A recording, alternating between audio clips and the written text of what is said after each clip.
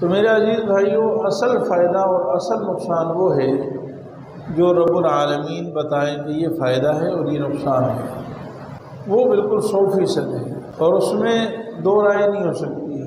اسی لیے میرے رب نے انسانوں کو پیدا کیا اور انسانوں کو زندہ رہنے کے لیے تمدنی زندگی عطا فرمائی، یعنی انسان ایک دوسرے کے ساتھ معاملات کرتا ہے، کاروبار کرتا ہے، اور معاملات کے طریقے بھی اللہ تعالیٰ نے اور رسول اللہ صلی اللہ علیہ وسلم نے ہمارے لیے وضع فرمائے کہ یہ اس طریقے سے معاملات کرنے ہیں اور اس طریقے سے نہیں کرنے ہیں، اس طرح معاملہ کرنے میں تمہارا فائدہ ہے، اس طرح معاملہ کرنے میں تمہارا نقصان ہے، یہ اللہ تعالیٰ نے بتا دی ہے، اور ان تمام معاملات میں ہمارا فائدہ ہے۔ تو میرے عزیز بھائیوں، اللہ تعالیٰ نے ہمیں کاروبار کے طریقے بھی سکھائے اور بعض طریقوں کو ہمارے لیے جائز قرار دیا ہے اور بعض طریقوں کو اللہ تعالیٰ نے ہمارے لیے ناجائز اور حرام قرار دیا ہے۔ وہ چیزیں، وہ طریقے جس کو اللہ تعالیٰ نے ہمارے لیے حرام قرار دیا ہے، ان میں سے ایک سود ہے۔ ربا اور سود یہ رسول اللہ صلی اللہ علیہ وسلم کے زمانے سے بھی پہلے یہود و نصارہ میں بھی رائج تھا۔ سود خوری کی لعنت آج کی نہیں ہے، سود خوری یہود و نصارہ کے زمانے میں بھی تھی۔ پھر اسی طرح رسول اللہ صلی اللہ علیہ وسلم کے زمانے میں بہت زیادہ سود تھا، عام تھا کاروبار، سودی کاروبار۔ آپ صلی اللہ علیہ وسلم نے حجۃ الوداع میں بھی اعلان فرمایا کہ آج سے پہلے جتنے سودی معاملات کر چکے ہو اور ان کا لین دین باقی ہے، آئندہ سود نہیں لیا جائے گا اور نہ دیا جائے گا، بلکہ جس کا بھی کسی پر سود ہے نا وہ ختم ہے، اصل رقم اس کو ملے گی اور سود کی رقم نہیں ملے گی۔ اور پھر آپ صلی اللہ علیہ وسلم نے اعلان فرمایا، اور عرب میں آپ صلی اللہ علیہ وسلم کے چچا حضرت عباس رضی اللہ تعالیٰ عنہ کا بہت زیادہ سود تھا، ان لوگوں کے ذمے بہت زیادہ سود کی رقم چڑھی ہوئی تھی جو سود کے طور پر انہوں نے لینی تھی۔ آپ صلی اللہ علیہ وسلم نے فرمایا کہ میں سب سے پہلے اعلان کرتا ہوں اپنے چچا کے سود کے بارے میں، لوگ یہ نہ سمجھ لیں کہ نعوذ باللہ یہ دوسروں کے لیے احکام ہے اور اپنے گھر میں اس کے نہیں۔ فرمایا میں اعلان کرتا ہوں کہ میرے چچا کے جتنے سود لوگوں کے ذمے ہیں وہ سب ختم ہیں، صرف اصلی رقم میرے چچا کو واپس کی جائے اور سودی رقم معاف، ختم ہو گئی۔ تو بہرحال شریعت مطہرہ نے اس کو بدترین حرام قرار دیا ہے۔ قرآن کریم میں اس پر بڑی سخت وعیدیں ہیں، بے شمار آیتیں ہیں۔ اسلام کو آئے ہوئے آج 15ویں صدی چل رہی ہے، لیکن افسوس یہ ہے کہ اس سود کی لعنت سے آج بھی ہم نہیں چھوٹے اور آج بھی ہم سودی نظام میں جکڑے ہوئے ہیں۔ اور پھر بڑی مصیبت یہ ہے کہ اس سودی لعنت کی، یعنی اس کی حرمت اور اس کی برائی بھی ہمارے دلوں سے نکل گئی ہے۔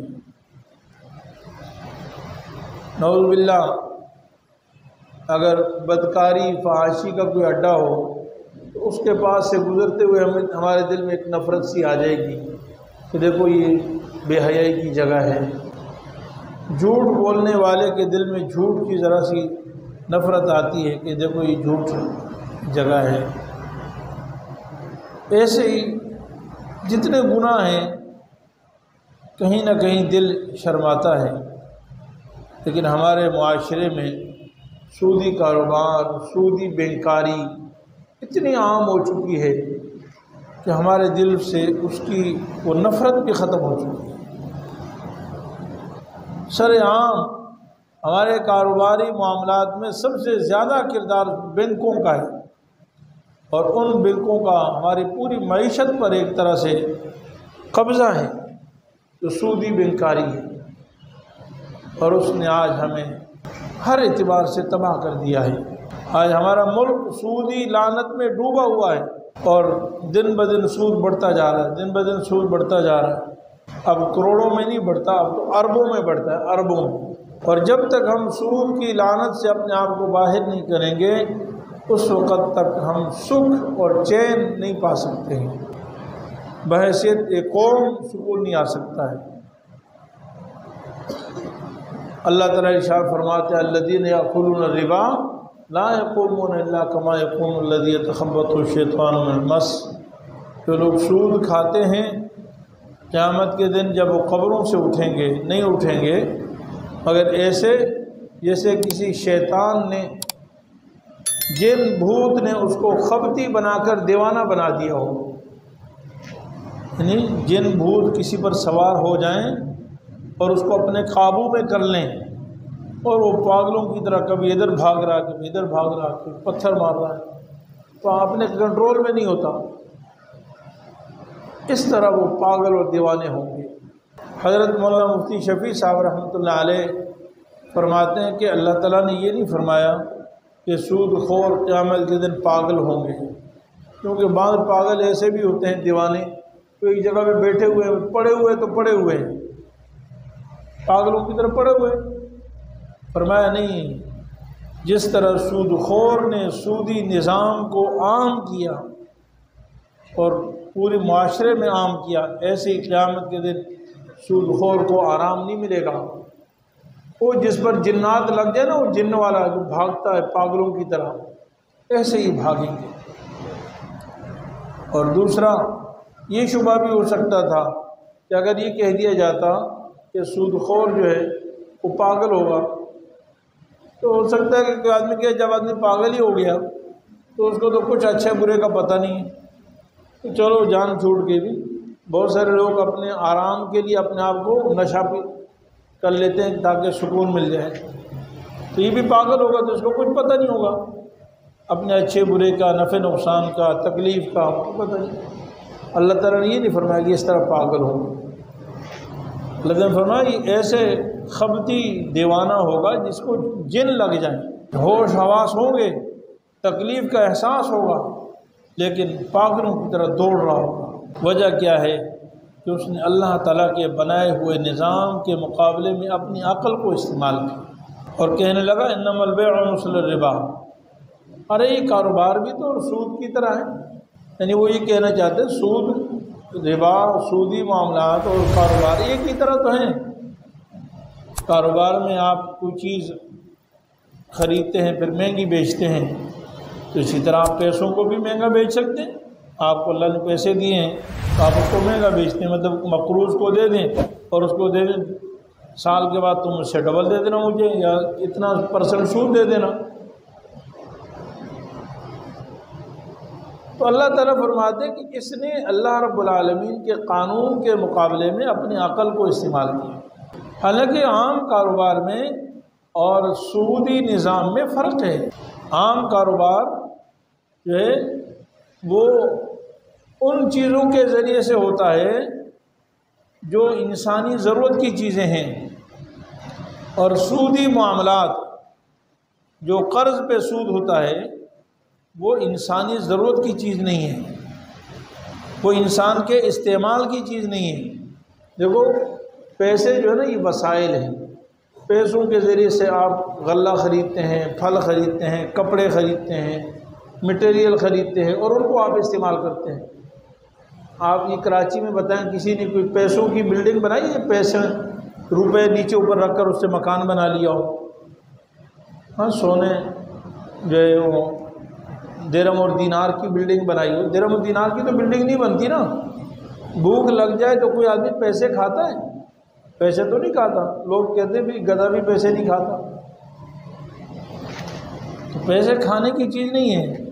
پیسوں سے ضرورت نہیں پوری ہوتی، پیسوں کے ذریعے سے کوئی اور چیز خریدیں گے اس سے آپ کی ضرورت پوری ہوگی۔ پیسوں سے آپ کھانا خرید سکتے ہیں، پیسوں سے آپ کپڑے خرید سکتے ہیں، پیسوں سے آپ علاج کر سکتے ہیں، یعنی پیسوں سے دوسری چیز خریدیں گے، خود پیسے کام کے نہیں ہیں۔ تو یہ فرق ہے۔ اب پیسے جب دوسری چیزوں کے خریدنے کے وسائل اور ذریعہ ہیں تو اللہ تعالیٰ نے خود پیسوں پر تجارت سے منع فرمایا ہے، دوسری چیزوں پر تجارت۔ لیکن یہ عقلی جواب اللہ تعالیٰ نے نہیں سمجھایا، بلکہ اللہ تعالیٰ نے فرمایا کہ وَأَحَلَّ اللَّهُ الْبَيْعَ وَحَرَّمَ الرِّبَا۔ تمہاری عقل کہاں چلی گئی؟ ایک طرف تو تم اللہ کو اپنا رب مانتے ہو، اس کو خالق مانتے ہو، مالک مانتے ہو، ساری کائنات کا وہ اکیلا متصرف ہے۔ اب اس نے کہاں نفع کمانا ہے اور کہاں نفع نہیں کمانا بتا دیا کہ بھئی پیسوں پہ نفع نہیں کمانا، یعنی پیسوں کو دے کر ادھار دے کر اس پہ نفع نہیں کمانا، اللہ نے بتا دیا۔ اور باقی چیزوں پہ نفع کماؤ، گندم بیچ کے نفع کماؤ، چاول بیچ کے نفع کماؤ، فرنیچر بیچ کے نفع کماؤ، جوتے بیچ کے نفع کماؤ، کپڑا بیچ کے نفع کماؤ، لیکن یہاں پہ نفع نہیں کمانا، اللہ تعالیٰ نے بتا دیا۔ اللہ تعالیٰ نے ایک چیز کو حلال کیا اور ایک چیز کو حرام کیا، اور تمہاری اتنی بڑی جرت، چھوٹا منہ بڑی بات، باتیں اتنی اونچی، اللہ کے مقابلے میں تم باتیں کر رہے ہو کہ جی جیسے کاروبار حلال ہے سود بھی حلال ہے۔ اللہ تعالیٰ فرما رہے ہیں کہ میں رب العالمین ہوں، میں خالق ہوں، میں مالک ہوں، میں نے سود کو حرام قرار دیا ہے اور کاروبار کو حلال قرار دیا ہے۔ اسے اللہ تعالیٰ فرماتے ہیں جو شخص باز آ گیا وہ پچھلے گناہ معاف کر دیں گے، جاہلیت کے دور کے گناہ، رسول اللہ صلی اللہ علیہ وسلم کے آنے سے پہلے جو گناہ کیے، لیکن جو دوبارہ کرے گا اولئک اصحاب النار هم فیہا خالدون، وہ جہنم میں جلیں گے اور ہمیشہ ہمیشہ تباہ و برباد ہو جائیں گے۔ پھر اللہ تعالیٰ نے یہ بھی فرمایا یمحق اللہ الربا ویربی الصدقات، اللہ تعالیٰ صدقوں کو بڑھاتے ہیں اور سود کو مٹا دیتے ہیں۔ اللہ تعالیٰ صدقہ بڑھاتے ہیں، صدقہ بڑھتا ہے، ظاہراً بھی بڑھتا ہے، روحانی اعتبار سے بڑھتا ہے، برکت کے اعتبار سے بڑھتا ہے، فائدے کے اعتبار سے بڑھتا ہے، نسل در نسل بڑھتا ہے۔ اور سود گھٹتا ہے، اس میں برکت نہیں ہوتی، اس میں خیر نہیں ہوتی، اس میں لڑائیاں ہوتی ہیں، اس میں جھگڑے ہوتے ہیں، اس میں خاندان تباہ ہو جاتے ہیں، اس میں بغض و عداوت ہوتے ہیں، اس میں قتل و غارت گریاں ہوتی ہیں، اس میں بیماریاں ہوتی ہیں، اس میں کینسر اور ٹی بی ہوتی ہیں، اس میں ہزاروں قسم کی پریشانیاں ہوتی ہیں، نسلیں تباہ ہو جاتی ہیں۔ ایسی حالت آتی ہے کہ اربوں پتی کروڑوں روپے کا مالک وہ خودکشی کرنے پہ مجبور ہوتا ہے۔ یہ کیا؟ اس جہنم کی آگ کی نحوست ہے جو ہم نے اپنے اوپر جلا رکھی۔ اللہ تعالیٰ فرماتے ہیں یمحق اللہ الربا، اللہ سود کو مٹاتے ہیں، ویربی الصدقات، صدقہ بڑھاتے ہیں۔